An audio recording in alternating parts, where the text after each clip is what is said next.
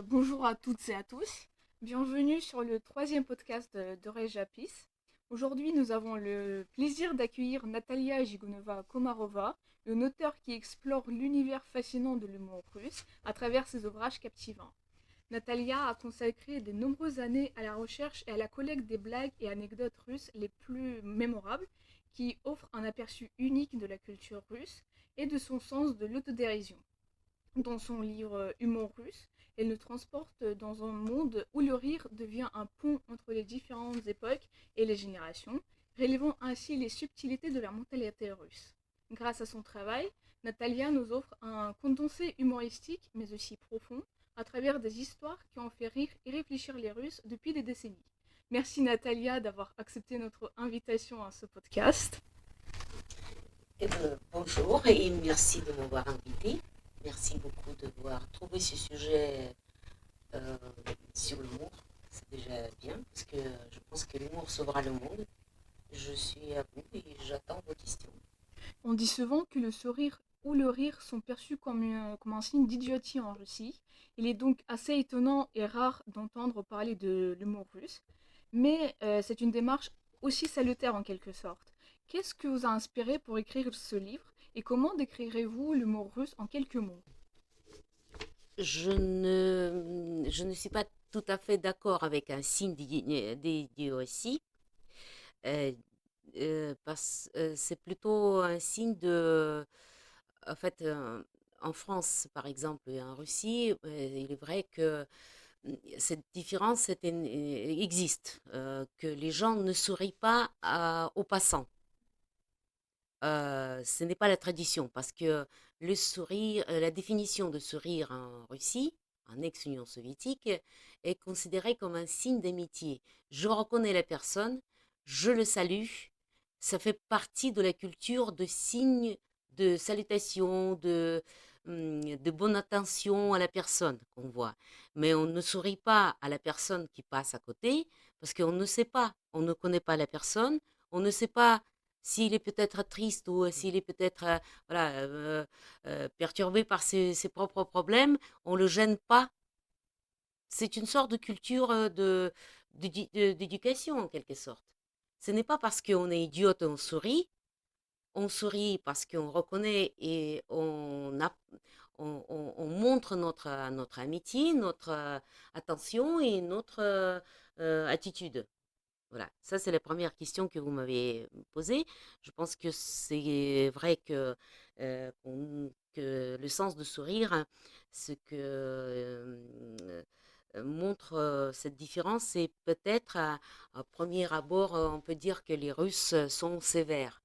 Ils sont pas sévères, hein, je rectifie ça, ils sont plus réservés, et plus distantes. Ils ne sont pas euh, disons, imposant aux passants. Voilà. C'est mon point de vue et je pense que beaucoup qui le partagent aussi, qui sont allés en Russie, qui voyaient la différence entre les premiers rencontres entre les salutations des amis ou les personnes qu'ils ont rencontrées, avec qui ils ont fait les connaissances. Euh, c'est vrai qu'on ne pas parlé beaucoup du sujet de l'humour russe en Europe, en France.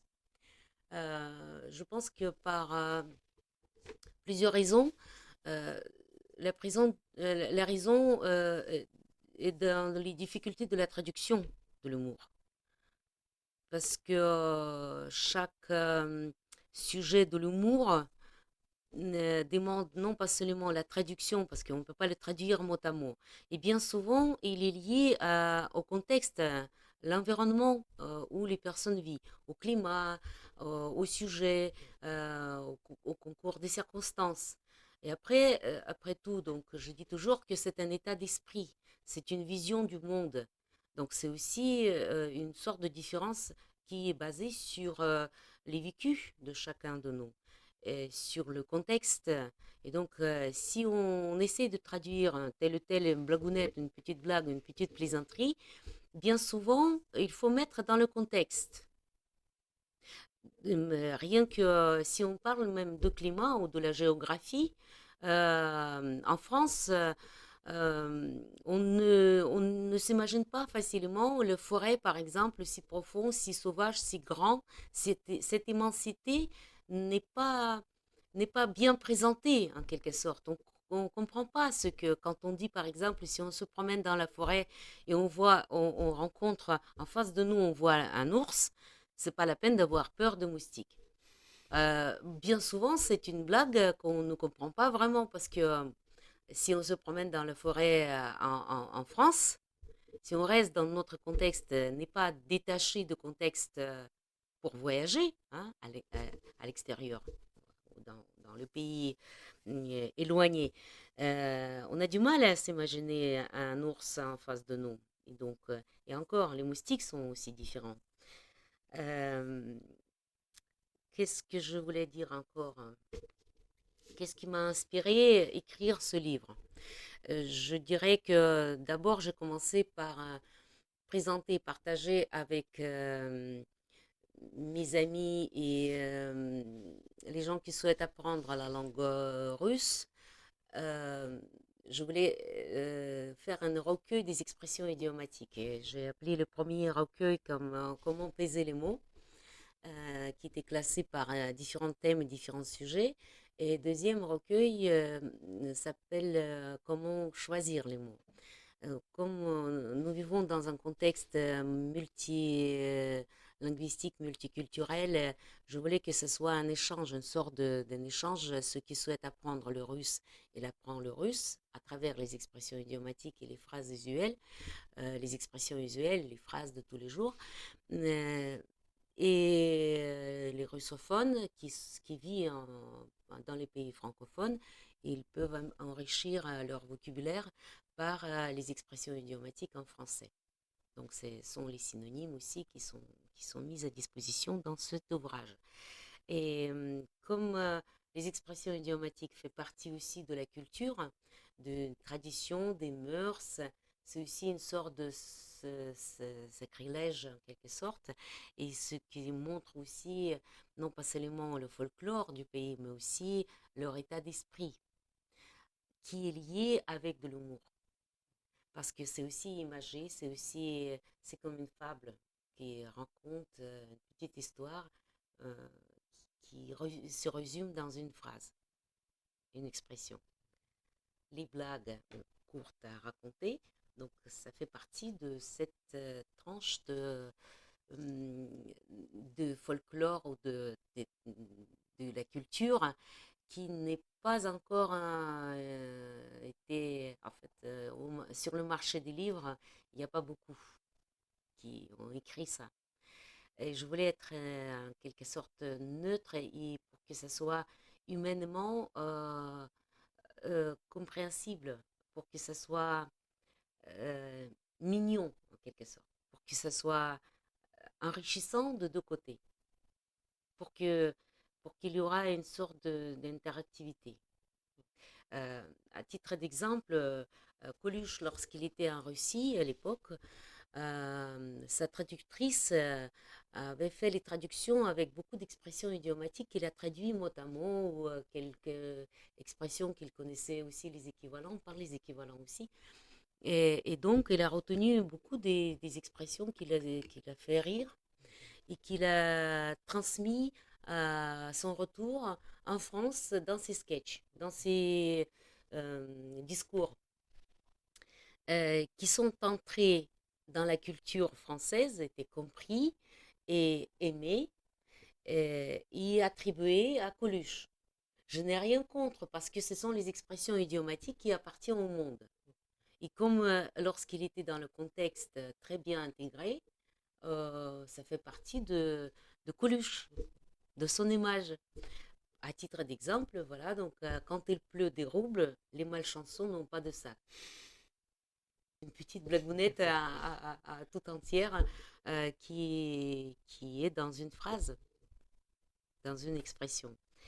Voilà, donc c'était en quelque sorte une suite logique que j'ai eue pour composer le premier ouvrage rouge, comment choisir l'humour russe, qui s'appelait Regard spécial.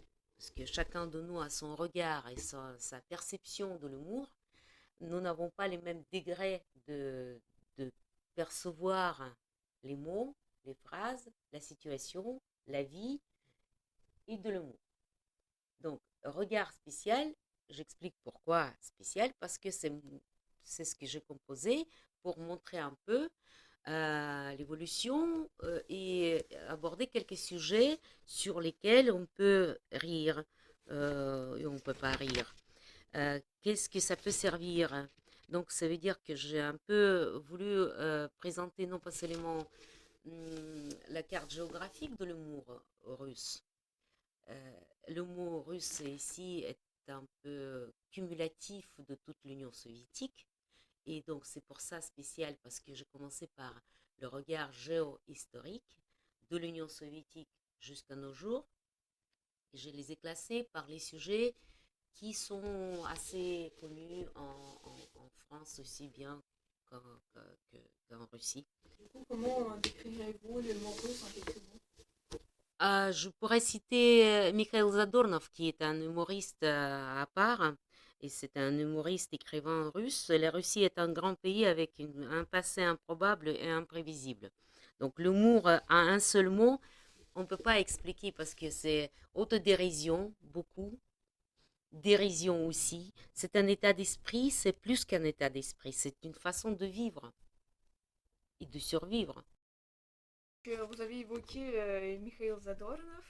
Quels sont les auteurs russes importants qui se distinguent par leur humour et pourriez-vous vous en parler? Pensez-vous que l'humour russe est différent de l'humour dans d'autres cultures et si oui, en quoi est-il différent? Bien entendu qu'il y a les auteurs, hein. Il y a les satires, il y a l'humour, il y a donc si on parle de satire, c'est la culture, la littérature qui est très très riche et malheureusement aussi une bonne faille que j'ai remarqué qu'il n'y a pas beaucoup de traductions qui étaient faites en français. Euh, Par les mêmes raisons que j'ai évoquées déjà dans notre discours, ce n'est pas si simple et si facile à traduire, tout en gardant le style et comme ils sont très riches en expressions idiomatiques, ce qui donne aussi une sorte de, de vision de beaucoup de travail pour la traduction à faire. À ce moment-là, on prépare quelques traductions pour pouvoir découvrir cette, euh, cette matière à réfléchir ensemble des auteurs qui travaillaient, qui œuvraient dans la satire euh, russe. Pour les humoristes, je pourrais vous dire que bah, il y a beaucoup, mais mes préférés que j'adore, que j'ai mis dans l'ouvrage rouge, euh, il y a une actrice qui est connue et elle est emblématique, c'est Faina Ranievskaya, c'est une actrice qui est devenue mythique.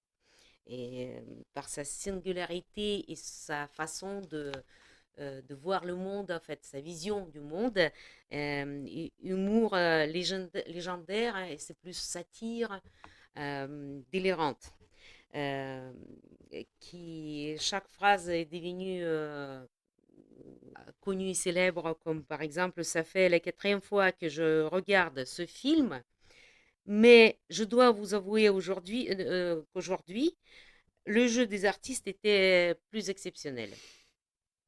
Vous voyez, donc c'est aussi comme une façon de voir le monde. Un conte, c'est quand on épouse un monstre et qu'il se transforme en prince, alors que dans la réalité, c'est tout à fait le contraire. Elle était profondément solitaire et donc comme ça, elle a défini son solitude en disant que la solitude, c'est quand à la maison, nous avons un téléphone, mais que seul le réveil matin sonne. Voilà, donc c'était un peu ça. Euh, J'aime bien aussi sa façon de voir euh, les années qui passent. Par exemple, les souvenirs, c'est la richesse de la vieillesse. Vous voyez comme quoi que ce sont des phrases qui sont populaires et que beaucoup qui citent au quotidien. À propos de la succès, il a dit, du succès, il a dit, le succès, c'est le seul péché impardonnable par rapport à nos proches. C'est aussi intéressant. Sur l'optimisme, par exemple, l'optimisme, c'est une insuffisance d'information. C'est aussi pas mal. Euh, donc, il y a aussi Mikhail Jvanetsky. C'est un humoriste et auteur satirique, l'un des plus connus et admirés en Russie. Metteur en scène, animateur à la télévision. Il a débuté sa carrière en écrivant les sketchs à un artiste connu et célèbre aussi en Russie, Arkady Raikin. Euh, voilà quelques citations, si vous me permettez. Je pense que ce sera bien aussi que il a dit la Russie, c'est un pays de talents, un tas de talents, mais personne pour travailler. Euh, Personne ne peut nous déroter. Ça nous est égal de savoir où l'on va. Voilà. Vaut mieux avoir un petit dollar qu'un grand merci. Trop de cholestérol, je n'y pense même pas parce que je conduis trop vite ma voiture. Ça, c'est de l'humour de dessin en quelque sorte. Il y a aussi une façon de répondre à la question par la question ou résumer un peu la situation en le détournant un peu en sens humoristique. Vous voulez que je vous aide ou bien que je ne vous dérange pas? Dans la folie de grandeur, par exemple, la grandeur n'est pas importante, la folie est autosatisfaisante. Vous voyez? Donc il y a des phrases que vous faites dans chaque blague, il y a toujours une petite partie de blague. C'est ce qui est aussi remarquable pour l'humour russe en général. Il y a aussi Zadornov, que j'adore. Et donc aussi, il était cité dans cet ouvrage, dans ce recueil des petites blagues. Voilà. Pensez-vous que l'humour russe est différent de l'humour dans d'autres cultures? Si oui, en quoi est-il différent? Pour répondre à votre question, on peut revenir à votre première question, c'est le sourire, sur le sourire. Euh, donc, en quoi il est différent ou en quoi il se ressemble? En fait, il y a bien entendu les différences, les ressemblances et tout ça, c'est dans l'ensemble. Ça dépend aussi de climat, d'environnement, de contexte où on se trouve, où on vit. Les Russes, ils disent, vaut mieux ne pas comprendre une plaisanterie que de ne pas saisir lorsqu'on ne plaisante pas. Par exemple, si c'est aussi une sorte de vision du monde. Vous voyez, donc comme on compare souvent la situation avec un verre à moitié plein ou à moitié vide. Ouais, certes, par exemple, il y avait aussi une expression qui était prononcée par le président de la Russie à l'époque. Il disait que certains disent que la Russie se trouve entre l'Europe et l'Asie, entre l'Est et l'Ouest. Eh ben, en réalité, c'est l'Europe et l'Asie, l'Est et l'Ouest, qui se trouvent à gauche et à droite de la Russie. Vous voyez, c'est ça. Euh, on ne peut pas parler qu'il y a une énorme différence et on est, les uns sont extraterrestres aux autres.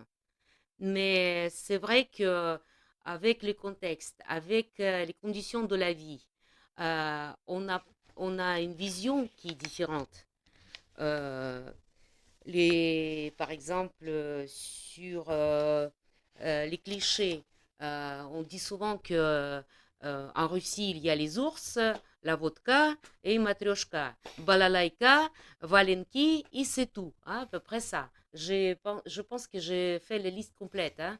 Ben, c'est ce qu'on dit. Donc, il y a, par exemple, les gens qui viennent en Russie, qui posent la question, j'ai entendu dire que chez vous, en Russie, les ours se promènent directement sur les roues ou les routes.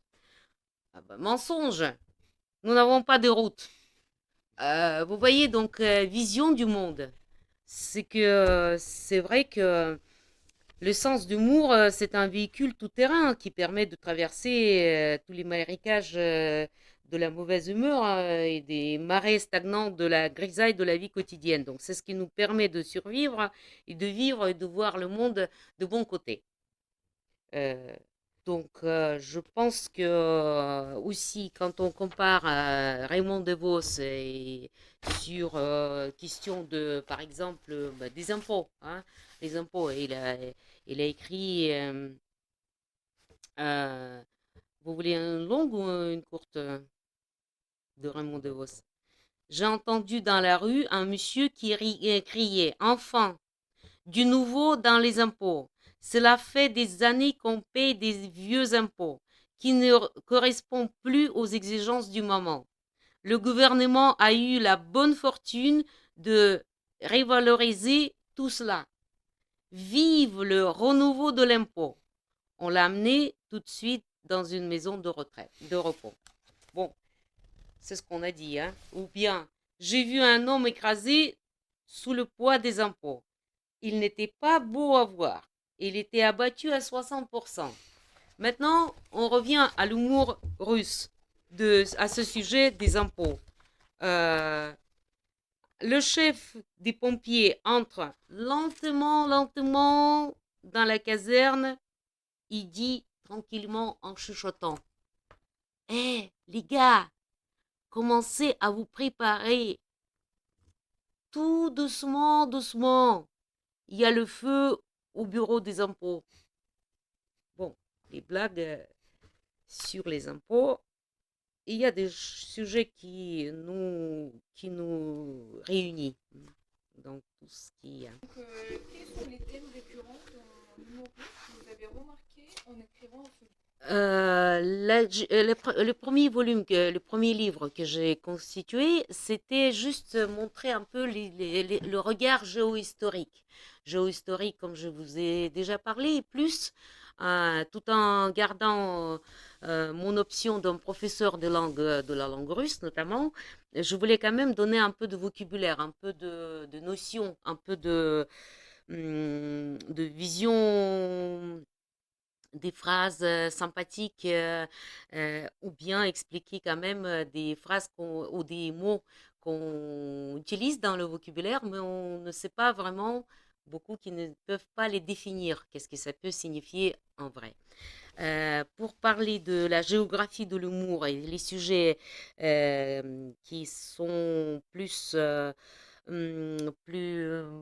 développés, on peut dire c'est une littérature folklorique qui n'était pas clandestine, mais qui faisait quand même, qui abordait les plusieurs sujets. Bien entendu que toujours, il y avait des blagues sur les chefs d'État. Aucun dirigeant soviétique ou russe n'a échappé à la caricature, hein, en quelque sorte, de Lénine, Yeltsin, Staline, je fais pas dans l'ordre. Il y a aussi les sujets, beaucoup d'histoires, en fait, c'est une immensité absolument incalculable sur les héros de la guerre civile, Tchepaïev et Petka. Sur les agents de la circulation, les miliciens, maintenant les policiers, alors là, il y en a à l'appel, on peut dire. Sur un gamin charismatique, à la fois naïf et cynique, il y a aussi les blagounettes et les blagues, les plaisanteries. Il est aussi intelligent et méchant en même temps. Un enfant terrible à l'image de Toto français, si on peut comparer, c'est aussi le sujet qui pouvait être en commun, en quelque sorte, qui s'appelait Vovochka. Donc, il y a plein des histoires aussi drôles et les anecdotes amusantes. Ce qui est plus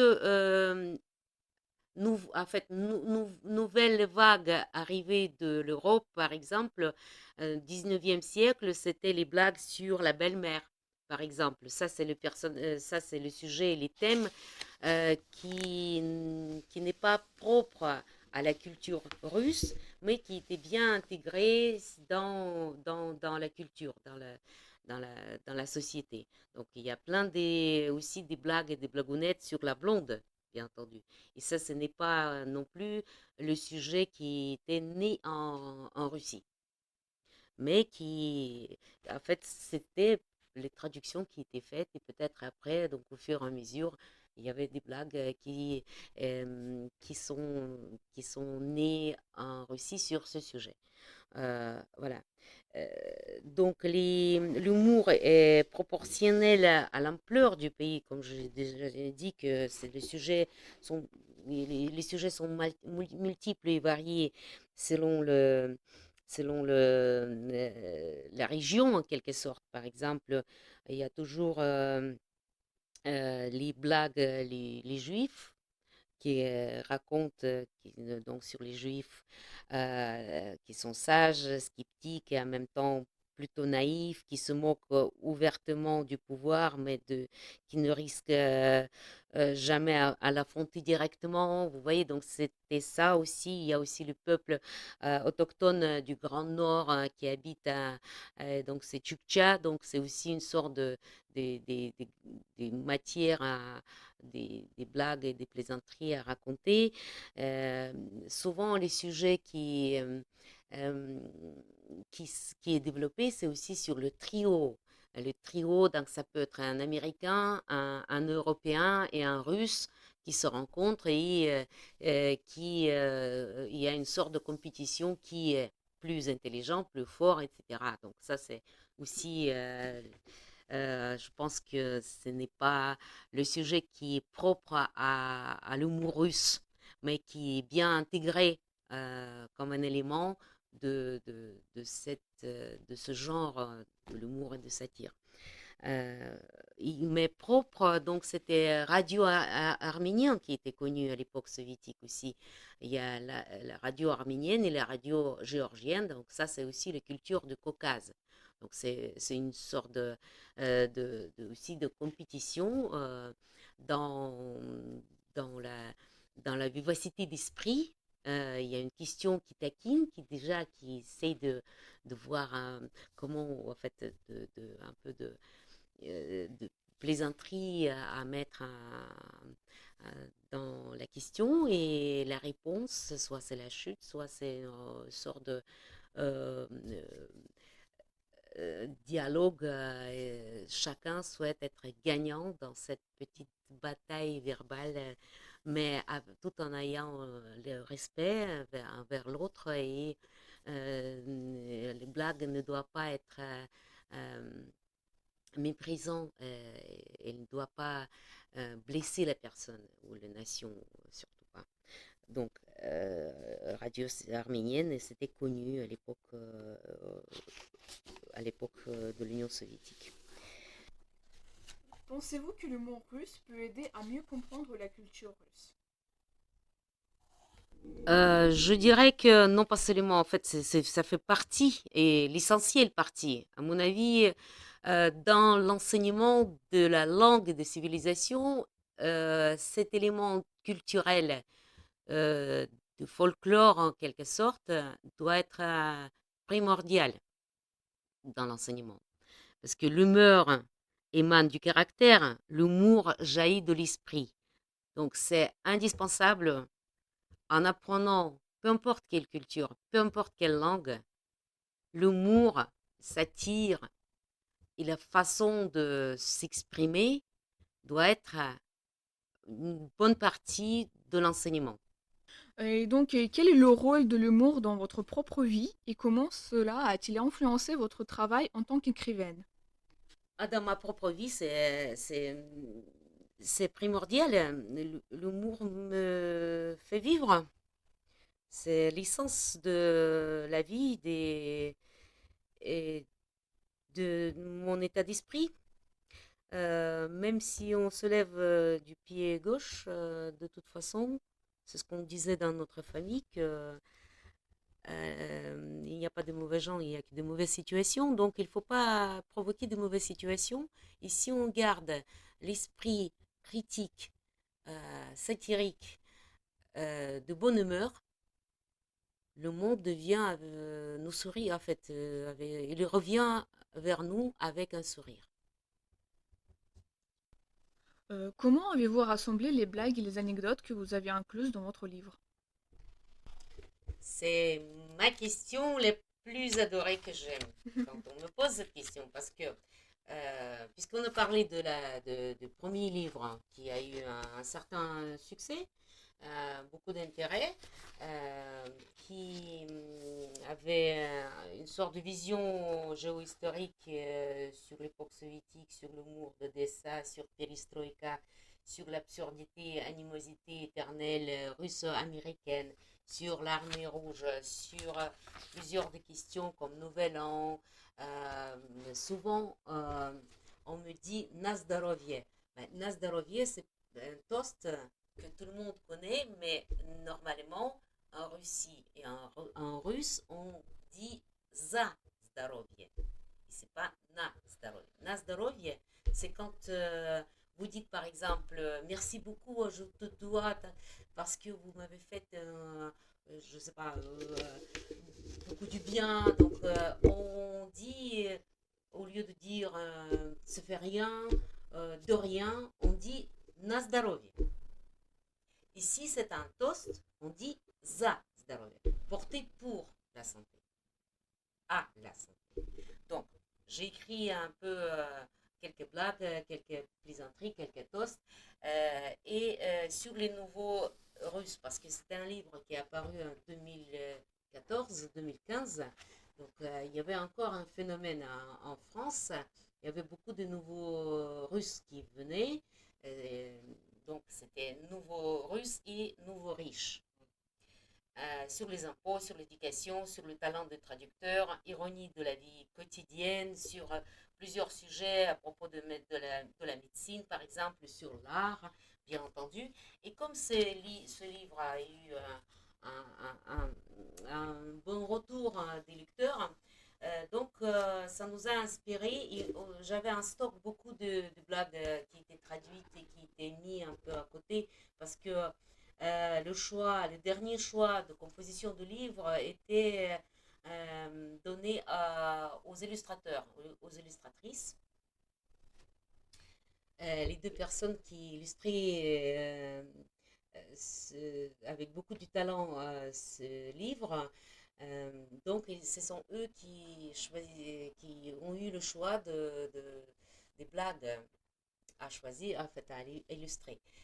Comme j'ai eu encore un stock plusieurs, donc deuxième volume était fait comme regard festif sans blague, parce qu'il était composé pendant la période de confinement, et donc je pensais que bientôt ça va se terminer. Les gens ont eu besoin d'une fête, d'avoir quelque chose de l'air frais et pouvoir respirer, faire les fêtes, faire la vie, refaire la vie. Donc c'est pour cette raison que le deuxième volume était constitué plus des chapitres festifs en quelque sorte. Elle est composée, donc ça s'appelle Humorus sans blague dans deux sens, au chiffre et peut-être plus que 100 nombre. Mais elle est composée, donc j'ai ajouté le chapitre sur l'art de porter les toasts, qui s'appelle Soyez en bonne santé, vivez en volupté.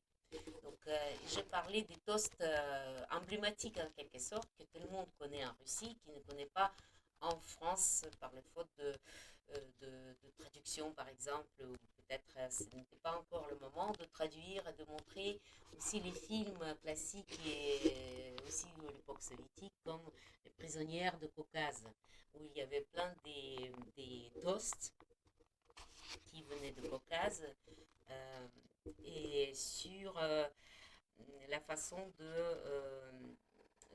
voir aussi cette culture de fêter la fête. Et comme je reste toujours sur les clichés en quelque sorte qui étaient attribués à la Russie, et que vous savez que tout le monde parle que les Russes boivent de la vodka au petit déjeuner, J'ai mis aussi un chapitre qui s'appelle In Vodka Veritas, et en disant que l'alcool à petite dose n'est pas nocif en n'importe quelle quantité. Et donc, je parle aussi des traditions, de ce qui s'est entré, que quand est-ce qu'il était inventé la vodka par Dimitri Mendeleev. Et donc, je disais aussi qu'en Russie, il y a une tradition boire un dernier coup, après un pour la route, et aller acheter une nouvelle bouteille. Et on dirait que deux souvenirs de la Russie euh, qui ont une similitude surprenante, c'est la vodka et la matryoshka. Ouvrir la première, ensuite la deuxième, puis une troisième, et ainsi de suite. Voilà, donc j'ai remarqué, au premier recueil des blagues, des plaisanteries, j'ai découvert une sorte des émotions des lecteurs euh, qui étaient étonnés par la grandeur du pays. Parce que dans le premier ouvrage, les cartes de la Russie étaient schématiques. La présentation juste une petite présentation schématique, symbolique en quelque sorte, pour montrer la géographie de l'humour. Et quand j'ai vu la réaction que ah, c'est si grand, c'est pas possible que c'est si grand. Je me suis dit, allez, je vais faire un tout petit peu plus d'éducation, d'enseignement géographique. Donc c'est pour ça l'ouvrage, toujours, tous les trois d'ailleurs, commence par la présentation de la carte géographique avec la présentation des populations qui habitent en Russie, avec des données géographiques pour que ce soit un peu les repères de la Constitution, parce qu'il ne faut pas oublier que c'est une fédération de 89 sujets, 21 républiques, une région autonome, 10 arrondissements autonomes au Crouk, etc., etc. Donc il y a quand même le travail de voyageur à faire. Et je voulais aussi appliquer un peu plus les expressions idiomatiques. Donc, je vous ai parlé déjà de mes recueils de comment choisir les mots et comment peser les mots. Et donc, il y a pas mal des expressions qui sont drôles, intéressantes, amusantes, qui peuvent donner aussi une partie d'apprendre quelque chose en lisant, en feuilletant ce livre, ce bouquin, ce petit. Si je parle par exemple de la dimension, de son immensité territoriale et de sa position géographique. Je présente par exemple une expression qui s'appelle Kuda Voron Kostей не заносил. Mot à mot, la traduction où le corbeau n'a pas amené d'os, n'a pas traîné ses os. L'équivalent, être ravitaillé par ses corbeaux, par les corbeaux. Par exemple, ou Medveji Ugo. C'est l'endroit retiré, reculé, isolé, peu peuplé. Donc, mot à mot, c'est un coin de l'ours. C'est imagé, c'est une image qui reste. En plus, je donne la traduction ou la transcription. C'est pas forcément apprendre le cyrillique, mais c'est juste prononcer cette phrase qui peut être aussi drôle et amusante. Donc, je donne aussi les équivalents, un coin perdu, un pays perdu, etc. Et en plus, bien entendu, aussi des petites blagounettes qui ne se répètent pas, bien entendu, parce que si je parle des expressions idiomatiques aussi, j'ai mis aussi quelques proverbes, quelques euh, oui, proverbe contemporain russe, par exemple, si on parlait de l'ours, j'ai dit qu'on aussi on prévient qu'un ours qui vient de manger ton ennemi n'est pas encore ton ami. Et encore à propos de l'ours, je parle aussi avec une plaisanterie style si vous vous êtes égaré dans un coin perdu, donc vous connaissez maintenant comment on peut dire en russe, et que votre énergie commence à vous quitter, trouvez un ours, jetez-lui une pierre et d'un seul coup, en moins de temps qu'il n'en faut pour le dire, votre fatigue disparaîtra. Ah oui, si l'ours vous répondra. Partie géographique, climatique, pour moi, devenait important parce que on ne sait pas du tout, ni sur le climat, ni sur la géographie. On n'a pas assez de connaissances, malheureusement. On ne les retient pas, peut-être. Je ne critique pas l'enseignement, mais je souhaite rappeler en quelque sorte, sans prétention. Euh, Ça ne remplace pas les cours, mais ça donne un peu des repères en quelque sorte. Mais comme elle comprend la Russie quatre zones climatiques avec la température au corps entre de moins 71 et de plus 45, vous voyez une sorte de... la population est donc confrontée à toutes sortes de climats, d'ambiance, de température.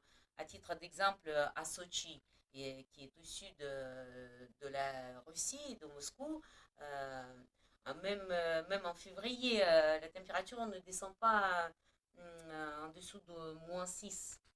Et à Yakoutsk, par exemple, c'est que l'hiver est sans pitié. Même, au même moment de l'année, les températures sont de l'ordre de moins 60. Quand on parle de ces températures, les gens me disent c'est pas vrai, c'est pas possible. Écoutez, mais voilà, donc c'est toujours la même réaction. Pas possible. Si, c'est possible. Vous savez que vous connaissez cette expression, cette phrase, fameuse phrase voir Paris mourir. Et notre célèbre compatriote russe Gérard Depardieu, qui s'est vu offrir un appartement à Saransk, par exemple, une ville au nord de la Russie, en plein hiver, quand il est venu voir son appartement, il disait voir Saransk et ne pas mourir. Donc, euh, j'ai parlé aussi de ce qui c'est, par exemple, le froid de canard. Froid de canard, c'est en France, hein, mais en Russie, c'est sabachий холод. C'est froid de chien, très vif. Voilà, donc je donne aussi ces genres de, de petites nuances qui peuvent amuser, bien entendu. Si on parle de la différence, c'est dans chaque blagounette, en quelque sorte, plaisanterie, il y a cette différence. Mais il faut voir le contexte. Pour introduire dans le contexte, donc il faut donner plus d'informations. Et cette information doit quand même être différente des livres et des manuels de la géographie. Donc c'est pour cette raison il y a plein des plaisanteries qui en quelque sorte, qui ajoutent dans ce recueil pour rendre ludique, amusant euh, et le but c'est de donner de bonne humeur. Et donc, qu'est-ce que votre expérience de la vie en Russie et de la vie en France vous permet de dire de la différence entre les formes diverses d'humour qui y sont pratiquées? Bonne question et merci de m'avoir posé parce que je ne me suis jamais fait cette comparaison au temps libre. Parce que c'est que la vie en France et en Russie ne sont pas les mêmes. L'environnement, le contexte, ce qui m'a permis de découvrir l'humour français, parce que j'ai écrit le livre, le recueil sur la vie d'un cabaret mythique, le plus ancien de la France, si ma mémoire est bonne, Don Camillo. Et donc, ce qui m'a permis de prendre les interviews de 200 et plus d'artistes français. Je pense que leur façon d'écrire, l'humour satire, les pièces satiriques, humoristiques, bien entendu, sont liées au contexte politique, social, culturel français. Ce qui se passe aussi en Russie, c'est lié aussi au contexte pas international, mais national et local. C'est ça la différence. Et ce qui est bien, c'est que quand vous comprenez la langue, à mon avis, si vous comprenez des blagues, des plaisanteries, ça veut dire que vous avez atteint le niveau de la compréhension de l'être d'une autre culture. Euh, Ce qui est difficile et presque, il y a certainement, il y a l'humour qui est incompréhensible et impossible de traduire, qui fait partie par exemple les contrepétries. Euh, c'est l'art à part, genre qu'on ne peut pas malheureusement traduire. On peut le remplacer par peut-être en prenant l'idée ou le contexte, saisir et transmettre en règle générale, en quelque sorte. Mais contrepétrie, par exemple, français, à traduire en russe, je n'ai jamais essayé même. Et pouvez-vous nous donner un exemple d'une blague russe classique qui illustre typiquement l'humour russe? Euh, Comme je viens de parler de l'immensité du pays et la différence énorme de population qui habite, je ne, je n'ose, je n'oserais jamais dire pour tout le pays quelques blagues qui peut caractériser cette immensité d'esprit. Mais je sais que voilà, donc le sens d'humour est un véhicule de tout terrain. De toute façon, ce que, ce que l'humour est très présent sur toute la superficie de l'ex-Union soviétique. Mais quelques exemples, je n'oserais pas prendre cette grande responsabilité pour euh, donner une seule réponse aussi audacieuse. Et donc, est-ce que vous avez une blague ou anecdote préférée de votre livre? Et si oui, pourquoi? 3 volumes, ce sont mes bébés. Euh, on ne peut pas distinguer un contre l'autre. J'adore tout.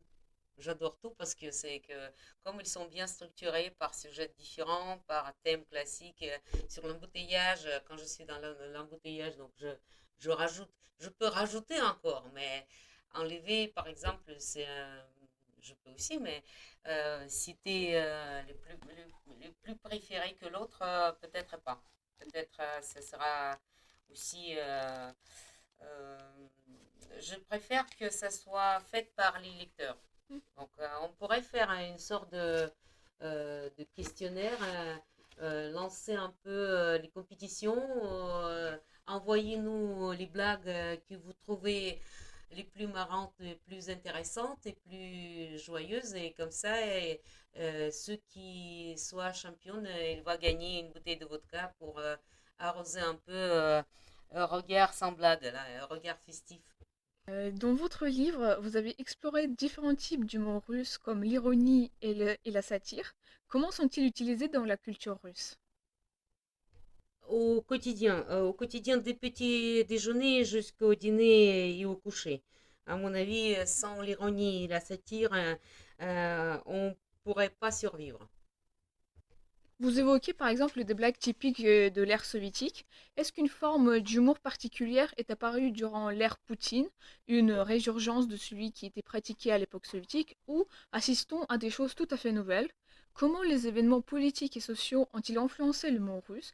Et pensez-vous que Poutine soit quelqu'un de marrant? On, on passe par de l'époque de Zastoï, en quelque sorte, époque soviétique, comme on disait aussi, à l'humour actuel, on peut dire actuel, de l'époque nouvelle. Je dirais pas de cette année, de l'année précédente, parce que euh, avant l'année dernière, les blagues les plus répandues étaient sur les sanctions, parce que les sanctions, donc on ne voyait pas dans la vie quotidienne en Russie lorsqu'on est en Russie, mais les blagues étaient de toutes sortes, de tout genre. en montrant par exemple un chat qui n'a plus de viscas et il est obligé de manger du matin au soir soit le caviar, soit des œufs de saumon, en se pleurant des sanctions. Donc, c'est plutôt se moquer de sanctions qui n'est pas très touché par la profondeur de la Russie.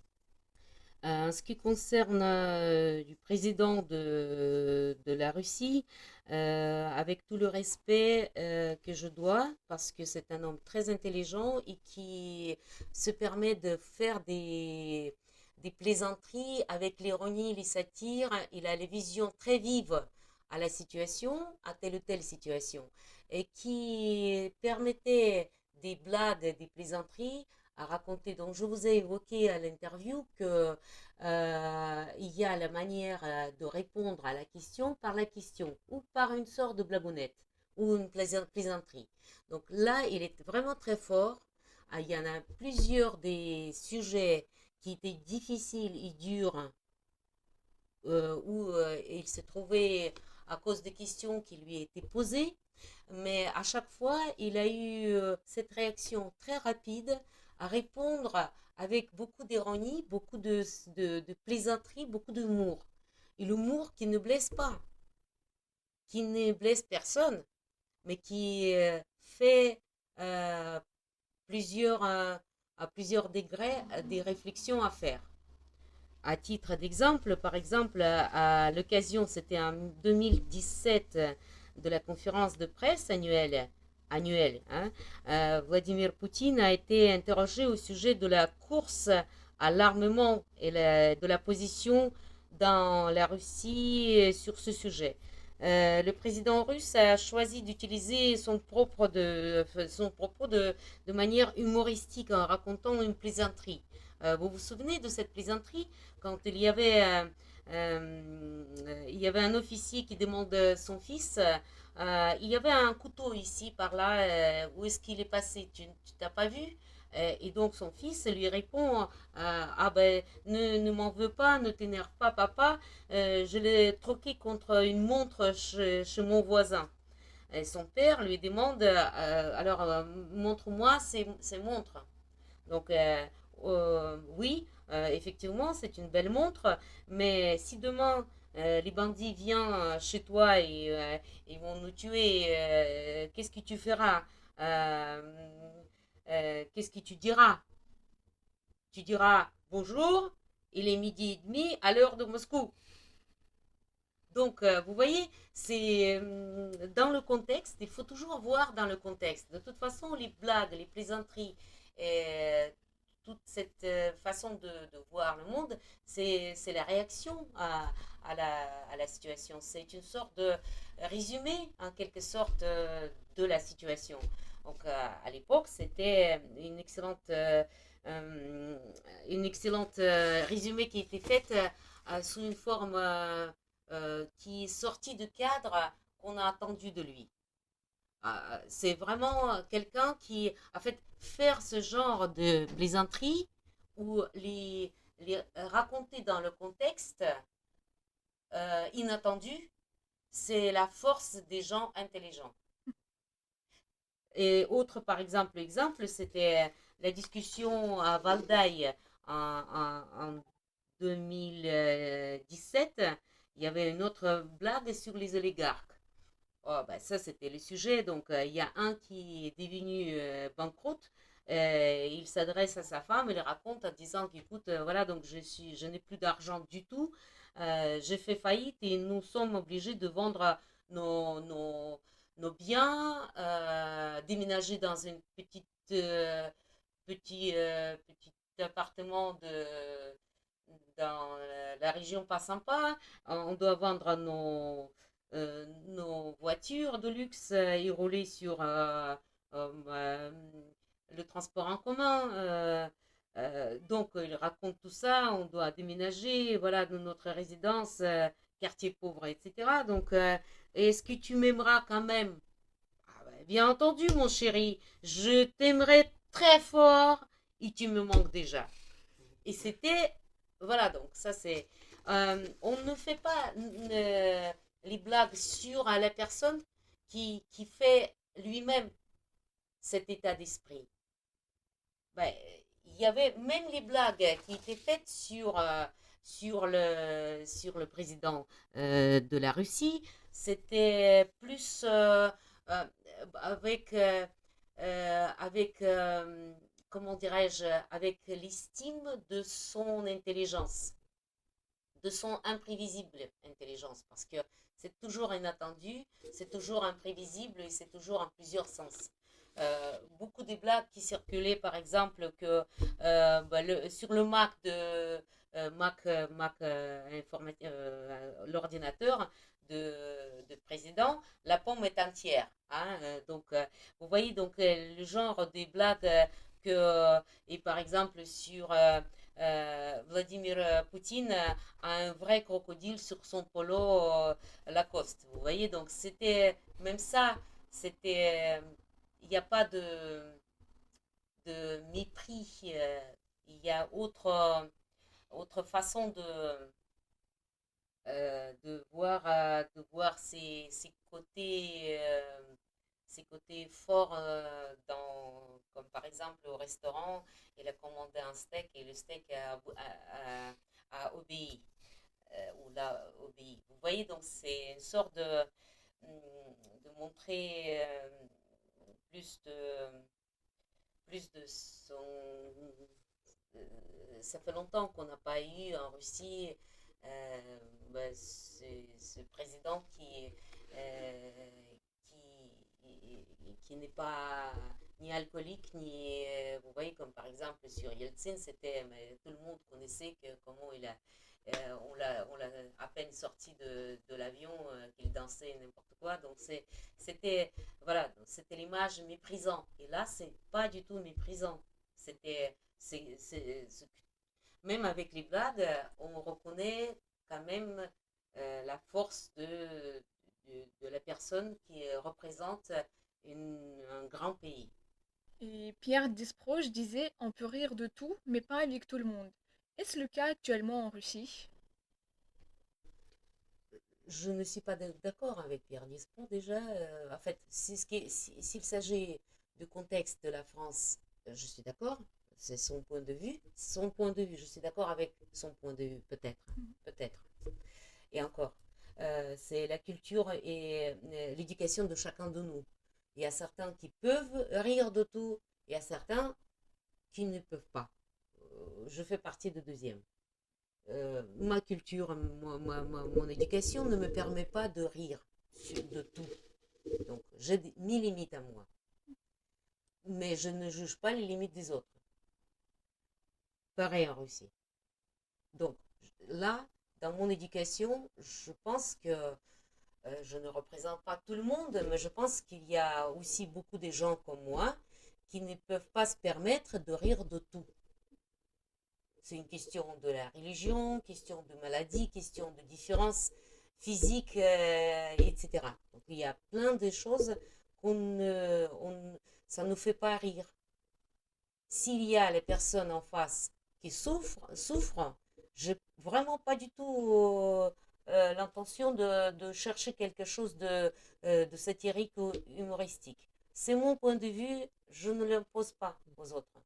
Mais je pense que c'est ça. Pardon. Voilà. Et y a-t-il des différences de l'humour entre les différentes régions de la Russie?